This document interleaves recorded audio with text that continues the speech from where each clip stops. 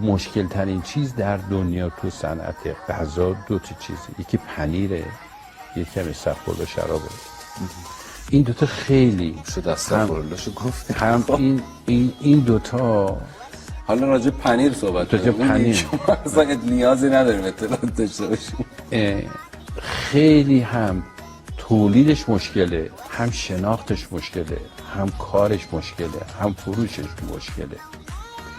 سه چیز هست در دنیا که خیلی شبیه همن، یعنی در هر لحظه، در هر موقع، هر موقعیتی طعم و مزه اینا فرق داره.